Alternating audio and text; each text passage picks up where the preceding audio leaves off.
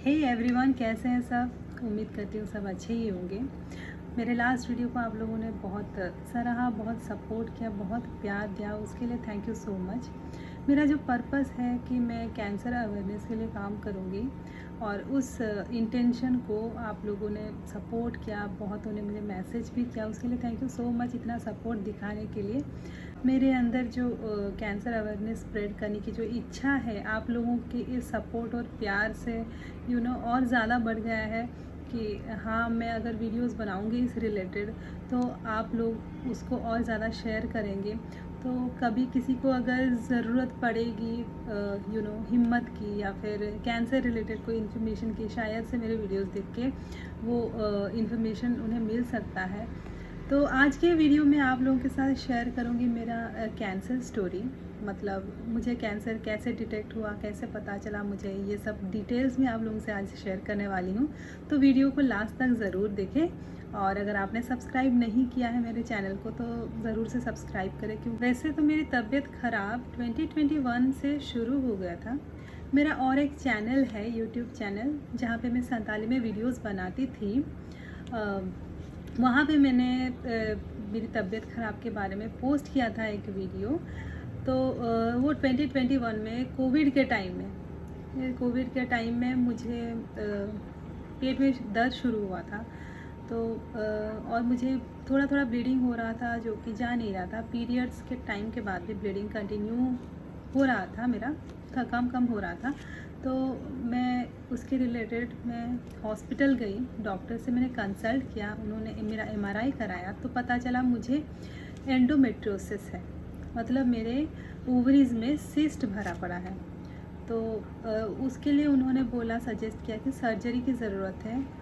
आजकल एंडोमेट्रियोसिस बहुत ही ज़्यादा कॉमन हो गया है। तो डॉक्टर ने भी हमें इनिशियली जब बताया कि हाँ ये बहुत कॉमन है, हम रोज़ एंडोमेट्रियोसिस का सर्जरी करते रहते हैं, तो हम उतना ज़्यादा वरीड नहीं हुए। हम बोले कि ठीक है, सिस्ट है तो सर्जरी करके निकाल देंगे, आजकल ये बहुत ज़्यादा कॉमन हो गया है। और वहीं पे हमारी गलती हो गई कि हमने इसको बहुत ही लाइटली ले लिया और हमने सोचा, क्योंकि डॉक्टर ने हमें अश्योर किया कि अगर आप सर्जरी करते हैं तो आपको और कुछ दिक्कत नहीं होगी। लोगों को होती है ये दिक्कत, सर्जरी करते हैं वो आराम से बाद में रहते, कोई प्रॉब्लम, कोई इशू नहीं रहती है। एंडोमेट्रियोसिस डायग्नोस होने के तुरंत बाद ही पूरे फैमिली को हमारा कोविड हो गया। तो जो सर्जरी का प्लान था वो 1-1.5 महीना शिफ्ट हो गया, क्योंकि कोविड से हमें रिकवरी करने में टाइम लग गया, मुझे रिकवरी करने में टाइम लग गया। मंथ के बाद ही इमीडिएटली हमने सर्जरी करवाया। तो सर्जरी में हमेशा सर्जरी के बाद बायोप्सी के लिए जाता है। तो बायोप्सी में मेरा जो आया था डायग्नोसिस, वहाँ पे लिखा था अटिपिकल एंडोमेट्रोसिस। तो अटिपिकल एंडोमेट्रोसिस का चांसेस थोड़ा रहता है कि वो कैंसरस होता है, लेकिन वो बहुत ही कम चांसेस रहता है कैंसरस होने का। तो उन्होंने और एक टेस्ट कराया, हिस्टोपैथोलॉजी कराया, और वो टेस्ट में मेरा नेगेटिव आया। तो हम इतना स्ट्रेस नहीं लिए। डॉक्टर ने बोला कि ये बहुत कम होता है, ज़्यादा नहीं होता है लोगों को कैंसरस। तो तभी इसीलिए हिस्टोपैथोलॉजी किया गया और उसमें मेरा टेस्ट रिपोर्ट जो नेगेटिव आया। फिर हमें डॉक्टर ने कहा कि ठीक है, अभी कोई वरी करने की ज़रूरत नहीं है क्योंकि ये नेगेटिव आया है, आप बस बीच बीच में चेक कराते रहना। अगर आपको दिक्कत कोई नहीं है तो कोई बात नहीं है, अगर लगे तो एक कभी कभी MRI कराना। मतलब वो काफ़ी सीरियस नहीं थे कि हाँ आपको एवरी 6 मंथ्स में आके चेकअप कराना है, ऐसा कुछ उन्होंने बताया नहीं था। उन्होंने बोला कि होगा तो आ जाना। तो हम नॉर्मली क्या सोचते हैं कि डॉक्टर तो बोलेंगे ही आपकी तबीयत ख़राब है, आप आओ आओ आओ हॉस्पिटल और चेकअप कराओ।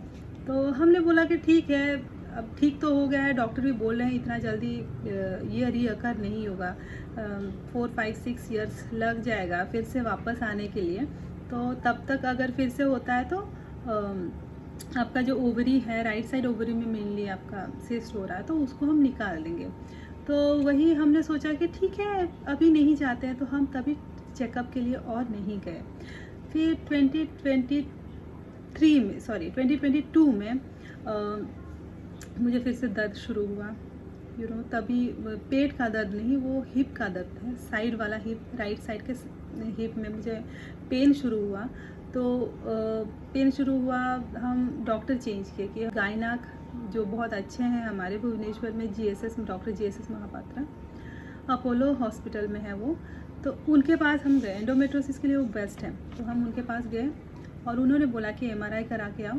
फिर हमने एमआरआई कराया तो पता चला फिर से सिस्ट भर गया है और हर तरफ फैल गया है। तो उन्होंने बोला कि अगर लास्ट ईयर ही तुम्हारा सर्जरी हुआ है तो ये इतना जल्दी वापस आने वाला नहीं था, तो शायद से पहले जो सर्जरी हुआ वो अच्छे से नहीं किए होंगे, वो अच्छे से क्लीन नहीं किए होंगे, तो ये फिर से दोबारा से आपको सर्जरी कराना पड़ेगा। तो मेरे हस्बैंड ने तभी पूछा कि सर लास्ट टाइम ऐसा वो बोले थे कि अटिपिकल एंडोमेट्रोसिस है, तो उन्होंने फिर से हिस्टोपैथोलॉजी के लिए भेजा था और वो नेगेटिव रिपोर्ट था। तो जीएसएस महापात्रा सर भी बोले कि वरी होने की ज़रूरत नहीं है, बहुत ही रेयर होता है, बहुत रेयर केसेस में एंडोमेट्रोसिस से कैंसर होता है। ओके, तो ठीक है, हमने बोला ठीक है फिर सर्जरी कराना ही तो कराएंगे। तो जीएसएस महापात्रा सर ने बोला कि आप चाहो तो सेकंड ओपिनियन भी ले सकते हैं, ऐसा कोई जल्दबाजी नहीं है, बट हाँ सर्जरी कराओगे तो आपको तकलीफ़ कम होगी, अगर नहीं कराओगे बाद में कराओगे तो ठीक है, बट अभी आप तकलीफ़ में हो, सर्जरी कराएंगे तो आपकी तकलीफ़ दूर हो जाएगी। तो उसी टाइम में मेरे हस्बैंड को नेशनल जियो साइंस अवार्ड मिला, तो हम पूरे फैमिली चले गए दिल्ली अवार्ड सेरेमनी में। तो वहाँ से रिटर्न हम जब आए जुलाई में, फिर मेरा सर्जरी हुआ, जुलाई में सर्जरी हुआ और फिर मैं डिस्चार्ज होकर मैं घर आ गई। तो मैं आराम से घर में बैठी हुई थी, मैं तो भूल भी गई थी कि बायोप्सी का रिपोर्ट भी आना रहता है, बट मेरे हस्बैंड को याद था, उन्होंने वो गए और रिपोर्ट कलेक्ट किया और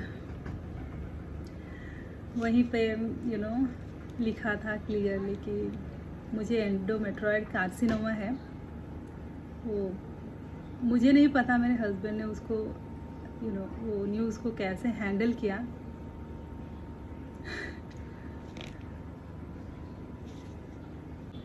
इस बारे में बात करने से भी अभी रियलाइज़ होता है कि मैं लास्ट वीडियो में जो बोल रही थी कि किस लिए जो भी कैंसर सर्वाइवर है अपने स्टोरीज़ क्यों नहीं शेयर करते हैं। मतलब जब जर्नी इतना पेनफुल हो ना, उसको याद करना फिर से भी बहुत तकलीफ़ देता है। तो मेरा पर्पस कुछ और ही है, तो मुझे इसी में डटे रहना है।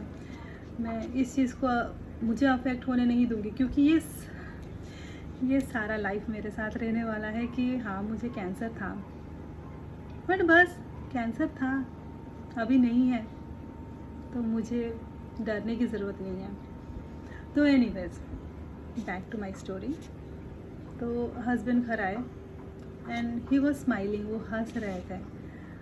मैं किचन में थी, मुझे क्लियरली याद है, एंड वो आके मेरे साइड में खड़े हुए बोले मैं बायोप्सी का रिपोर्ट कलेक्ट किया और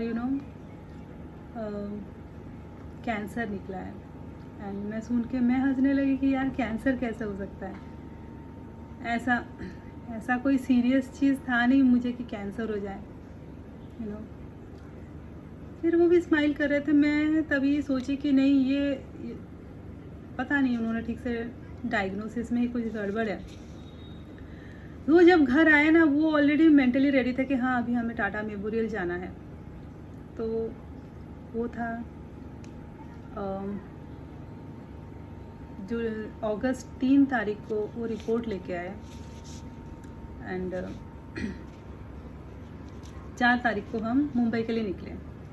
तो वो मेरे हस्बैंड का रिएक्शन जो है ना, वो उनका स्टार्टिंग वाला रिएक्शन मुझे ज़िंदगी भर याद रहेगा, क्योंकि वो अगर मेरे सामने टूट जाते तो शायद से मैं तभी से टूट जाती। बट उन्होंने बोला कुछ नहीं, आजकल लोगों को कैंसर होता रहता है, लोग ठीक भी होते हैं और हम भी निकल जाएंगे, थोड़ा सा टाइम लगेगा, थोड़ा पेशेंस चाहिए। वो गॉड, वो इंसान है, मतलब पता नहीं वो ऐसे कैसे करते हैं, बट उन्होंने अपने आप को इतना काम रखा, इतना संभाल के रखा, वो बिल्कुल वीक नहीं पड़े और उन्हें पता था कि मैं ठीक हो जाऊंगी। उन्हें खुद पे भरोसा था, उन्हें मुझ पे भरोसा था, भगवान पे भरोसा था और उसी भरोसे के साथ हम अगस्त 4 तारीख को हम निकले मुंबई के लिए। 5 तारीख को हम गए, डॉक्टर को कंसल्ट किया हमने, टेस्ट वगैरह उन्होंने फिर से लिखा, हमने यहाँ से जो भी हमारा बायोप्सी जो स्पेसिमेन था उसको हमने वो भी लेके गए थे, उसको भी टेस्ट के लिए हमने वहाँ पे दिया। और MRI रिपोर्ट वगैरह फिर आया, मेरा ब्लड टेस्ट आया और दिखाया, शो किया कि हाँ कैंसर है। ओवरियन कैंसर अगर आपको होता है तो एक बहुत मेजर आपका जो टेस्ट है वो है ब्लड टेस्ट CA-125। वो नॉर्मली 35 रहता है, मतलब विदिन 35 रहता है। अगर आपका CA-125 विदिन 35 है होना चाहिए। अगर उससे ज़्यादा है तो या फिर आपको एंडोमेट्रोसिस या सिस्ट है या फिर आपको कैंसर है, ऐसा। और मेरा जब सर्जरी हुआ था अपोलो में तभी मेरा CA-125 36 था, एक ही ज़्यादा था 35 से, और सर्जरी के बाद जब हम गए मुंबई मेरा CA-125 101 हो गया, 101। तो क्लियर हो गया तभी से। बस CA-125 से क्लियर नहीं होता है। उसके बाद मेरा MRI भी हुआ, उसमें भी दिखाया कि हाँ कैंसर है बोल के। एंड वो जो हमने स्पेसिमेन लिया था वो स्पेसिमेन से भी पता चला कैंसर है। तो एनीवेज़ उस चीज़ को डाइजेस्ट करने में, क्योंकि बहुत टाइम लग गया हमें। जब टाटा मेमोरियल आप जाओगे तो 3 फेज़ में डॉक्टर आपको मिलेंगे। सबसे जूनियर डॉक्टर आपका जो भी है डिटेल्स वो लिखेंगे, फिर थोड़े उनसे सीनियर डॉक्टर वो आपसे डिस्कस करेंगे, फिर डिस्कस करेंगे, आपको बताएंगे ऐसा ऐसा ट्रीटमेंट होने वाला है। और फाइनल में जो HOD है आप उनसे मिलोगे, वो आपको फाइनल बताएंगे ऐसे ऐसे ऐसे आपका ट्रीटमेंट होने वाला है। ऐसे प्लान था मेरा। इनिशियली 2 कीमोथेरेपी, फिर सर्जरी, फिर 4 कीमोथेरेपी, ऐसा प्लान था मेरा ट्रीटमेंट का। तो उन्होंने बोला कि पहले आप सर्जरी भी कर सकते हो, बट सर्जरी का डेट नहीं था, तो इसलिए हमने बोला ठीक है पहले कीमोथेरेपी 2 ले लेते हैं, सो दैट वो कैंसर और ज़्यादा ग्रो ना करे। और थोड़ा सा कीमोथेरेपी लेने से आपका जो ट्यूमर भी है वो भी थोड़ा सा श्रिंक कर जाएगा। मेरा ट्यूमर तो नहीं था क्योंकि उससे पहले मेरा सर्जरी करके सब निकाल दिए थे, लेकिन मेरा राइट ओवरी वो ज़्यादा एनलार्ज हो गया था, तो उसको श्रिंक करना था क्योंकि वो मेरे रेक्टम की तरफ जा रहा था, वो रेक्टम की तरफ इन्वेट कर रहा था। तो वो थोड़ा सा कॉम्प्लिकेटेड लगा डॉक्टर को, तो उन्होंने बोला कि ये सही होगा कि पहले आप 2 कीमो ले लें फिर सर्जरी करें, तो तब तक वो श्रिंक करेगा तो हम उसको निकाल देंगे, कोई दिक्कत नहीं होगी। तो जैसे डॉक्टर ने बोला 2 कीमो मैंने लिया, मेरा कीमो चालू हुआ। कीमो मैंने कैसे हैंडल किया वो मैं आपको बाद में बताऊंगी। तो इसी हिसाब से मेरा ट्रीटमेंट चला, 2 कीमो, फिर सर्जरी, फिर 4 कीमो। तो वो जर्नी बहुत ही पेनफुल था। बहुत हिम्मत चाहिए रहता है, बहुत हिम्मत। बट एक चीज़ बहुत अच्छी है, मैं जब वो हॉस्पिटल गई ना, बहुत सारे लोग बीमार थे, बहुत सारे। बट इतना बीमार हो के भी फैमिलीज़ पेशेंट के सामने ना हमेशा मतलब हंसते हुए ही मैंने देखा हुआ है। जितने भी तकलीफ़ में रहे ना लोग वहाँ पे हंसते हैं, क्योंकि उन्हें पता है कि लाइफ है, लाइफ में ऐसे सिचुएशंस आते हैं, उसको हंस के डील करना है। मैं बहुत ही सरप्राइज़ हो गई। इनिशियली तो मैं बहुत ही डर गई थी, मतलब यहाँ पे न्यूज़ जब मुझे मिला ना तब मैं नहीं रोई थी। बट मेरा कीमो के पहले वाले दिन मैं संभाल नहीं पाई। कीमो के पहले वाले दिन मैं संभाल नहीं पाई। मुझे डर भी लग रहा था, बहुत रोना भी आ रहा था, तो मैं रोई। एंड मेरे हस्बैंड ने बोला कि देखो तुम्हें बहुत स्ट्रॉन्ग रहना है, क्योंकि तुम अगर स्ट्रॉन्ग नहीं रहोगी ना, तुम्हारे सराउंडिंग में जितने भी होंगे ना सब वीक पड़ जाएंगे।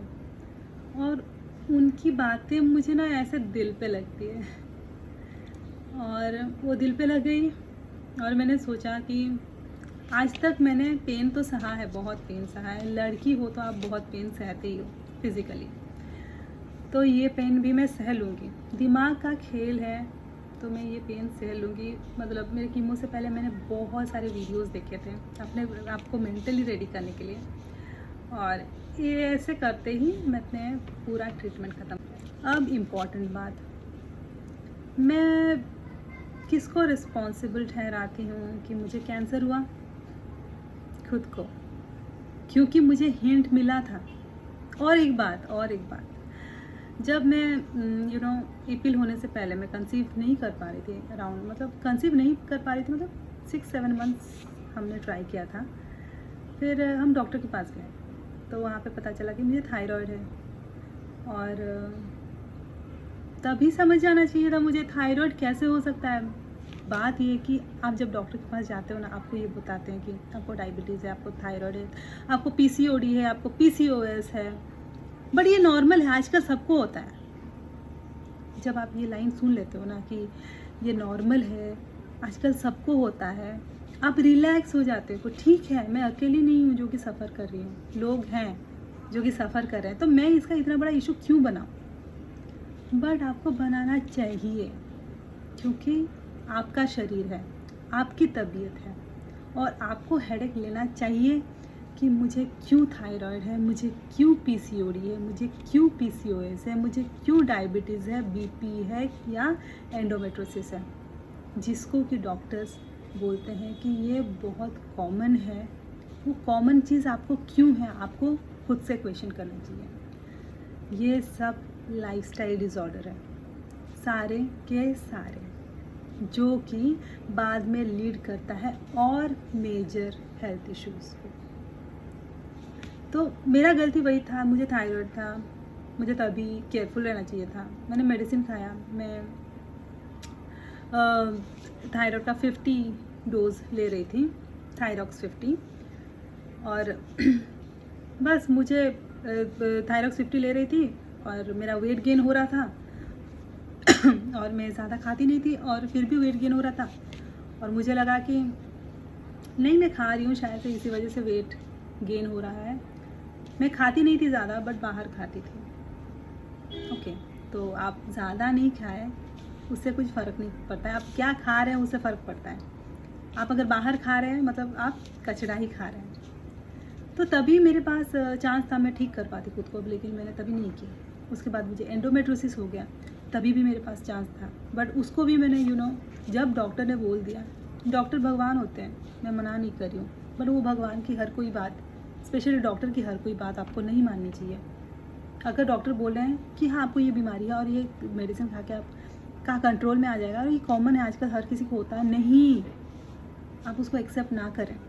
अगर आपको पता चला कि आपको कोई छोटी बीमारी है, उसको आप खुद से ठीक करने की कोशिश करें, क्योंकि आपके खाने पीना रहन सहन उसके वजह से ही वो आपको हुआ है, और उसको आपको करेक्ट करना बहुत ज़रूरी है, क्योंकि आप अभी ओल्ड एज में नहीं हैं।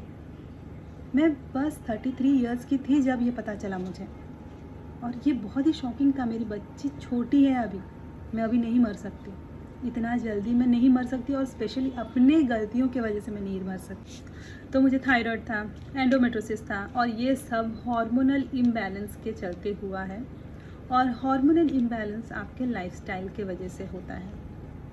तो ये चीज़ें ना मैं अभी जैसे रिसर्च कर रही हूँ, अभी मैं गूगल कर रही हूँ, मुझे तभी करना चाहिए था, तभी सीरियस होना चाहिए था। मैं तभी सीरियस नहीं हुई, वो मेरी सबसे बड़ी गलती थी। मैं क्योंकि जो ख़राब लाइफस्टाइल में लीड कर रही थी, वो ख़राब हर कोई लीड कर रहा है, हर किसी का खाना पीना भी वैसे ही हो गया है, बट वो बहुत ही ख़राब लाइफस्टाइल है, हर किसी का लाइफस्टाइल बहुत ख़राब है, इसीलिए अभी हर कोई इतना सफ़र कर रहा है। इसीलिए अभी हम लोगों का मतलब 30 टच करते हैं कि नहीं एज, और हम बीमार पड़ जाते हैं। ओके, ये हमारे लाइफस्टाइल का ही प्रॉब्लम है। तो मैं फुल्ली रिस्पॉन्सिबल हूँ अपनी तबीयत के लिए, मैं फुल्ली रिस्पॉन्सिबल अपने थायराइड के लिए, एंडोमेट्रोसिस के लिए। वो तो बिल्डअप हो रहा था, पहले थायराइड हुआ, फिर एंडोमेट्रोसिस हुआ, फिर एंडोमेट्रोसिस से कैंसर हो गया, तो उसके लिए मैं रिस्पॉन्सिबल हूँ। तो जो सीरियसनेस मैंने अभी दिखाया है, मतलब देखो, मैं इतना भुगतने के बाद मैं अभी ट्रैक पे आई हूँ। ये अगर मैं पहले होती ना, मुझे कैंसर नहीं होता, मैं बहुत श्योर हूँ। क्यों श्योर हूँ? क्योंकि मैं जो ट्रीटमेंट मेरा ख़त्म हुआ, मैंने अपना लाइफस्टाइल कम्प्लीटली चेंज किया। क्योंकि ड्यूरिंग ट्रीटमेंट तो मैं आपको बताऊँगी और एक वीडियो बना के कि क्या प्रॉब्लम हुआ मेरे साथ, तभी क्यों ये लाइफस्टाइल लीड नहीं कर पा रही थी, मैं एक अलग से वीडियो बनाऊँगी। अभी मैं बताऊंगी आपको कि ये ट्रीटमेंट ख़त्म होने के बाद मैंने जो लाइफस्टाइल फॉलो किया उससे मुझे क्या बेनिफिट मिला। बस जनवरी में मेरा ट्रीटमेंट ख़त्म हुआ है। मैं वीक थी, बहुत बहुत वीक थी। एंड अभी चल रहा है, आज है आपका 9 मई 2023। इतना जल्दी मेरा रिकवरी हुआ है बस ये लाइफस्टाइल चेंज होने की वजह से। जो कीमो लिए हैं उन्हें पता है, जिन्होंने कैंसर देखा है नज़दीक से, चाहे आपके घर में किसी को या आपको खुद को, उन्हें पता है कि कीमोथेरेपी कितना ज़्यादा हार्श होता है। वो अंदर से आपको बहुत कमज़ोर कर देता है, आपकी इम्यूनिटी को कम्प्लीटली डाउन कर देता है, बहुत कुछ गड़बड़ करता है। पेन होता रहता है आपको, आपका नर्व डैमेज होता है, बहुत कुछ होता है, बहुत कुछ। पता नहीं मेरे शरीर में अभी क्या है मुझे नहीं पता, but I am feeling great. और ये फीलिंग ग्रेट वाला फील जो है वो बस मेरे लाइफस्टाइल से, मेरे योगा प्रैक्टिस से ही अभी मैं अचीव कर पाई हूँ, मुझे ऐसा लगता है। मैं पहले थायराइड का टैबलेट जो लेती थी 50 का लेती थी, अभी मैं वो 25 का ली हूँ। अभी बहुत दिनों से मैंने टेस्ट नहीं करा है थायराइड का, मतलब मेरा TSH लेवल जो है थायराइड का वो बहुत डाउन हो गया था जब मैं 50 ले रही थी। तो फिर डॉक्टर ने चेंज करके उसको 25 कर दिया, और 25 कर दिया तो मैं तब से 25 ले रही हूँ। अभी मैंने टेस्ट नहीं करा है, अभी मैं टेस्ट करूँगी तो देखते हैं, क्योंकि थायराइड ऐसे मैजिकली तो कम नहीं होगा ना, आप टाइम लगेगा।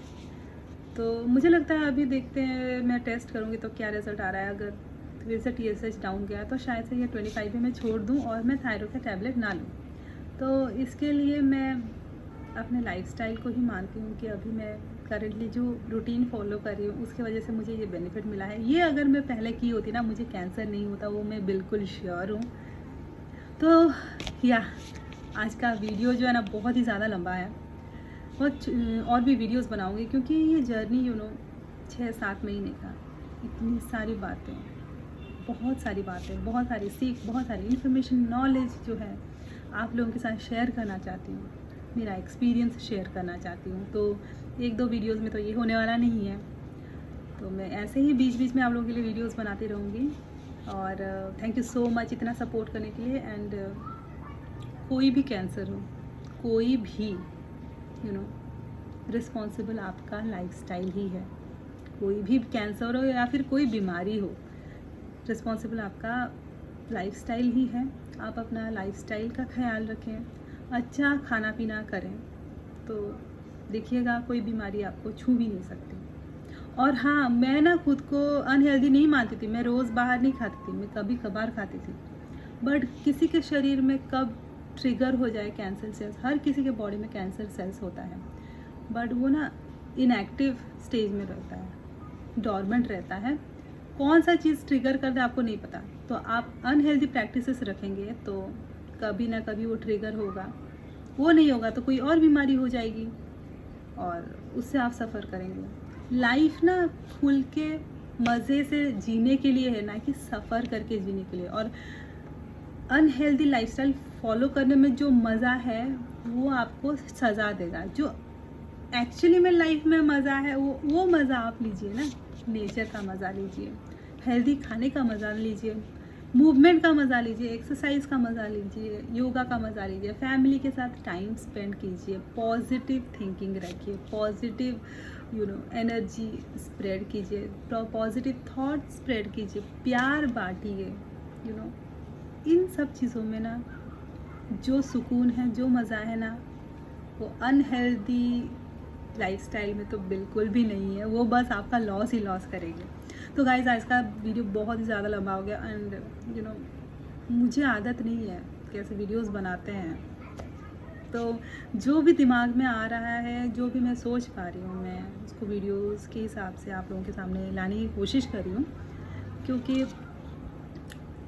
अभी नहीं करूँगी तो बाद में पता नहीं मैं कर पाऊँगी कि नहीं।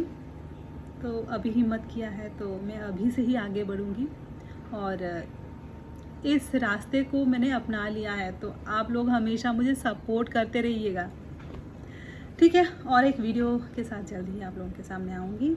इस वीडियो को भी आप ज़रूर शेयर कीजिएगा, क्योंकि कब किसको इन चीज़ों की ज़रूरत पड़ जाए पता नहीं। और हाँ, जिन लोगों को एंडोमेट्रोसिस है, प्लीज़ अपना ख्याल रखिए। एंडोमेट्रोसिस हो या पीसीओडी पीसीओएस हो, प्लीज़ आप मत सोचिए कि हाँ एक टैबलेट आप ले रहे हैं या फिर एक मेडिसिन ले रहे हैं, आप कंट्रोल में है, आपको वरी होने की कोई ज़रूरत नहीं। नहीं, आपको है, ज़रूरत है, क्योंकि ये उम्र हमारी नहीं है बीमारियों को पालने की, ठीक है। तो अभी से ही अपने आप को ठीक रखिए, तो आपका भविष्य भविष्य फ्यूचर वो सिक्योर होगा, वो सेफ़ होगा। तो उसके लिए ना प्रिपरेशन अभी से शुरू कीजिए। चलिए, मैं इतना में ही वीडियो को एंड करती हूँ। अपना ख्याल रखिए, फैमिली मेम्बर्स का ख्याल रखिए, और see you in the next video. Bye.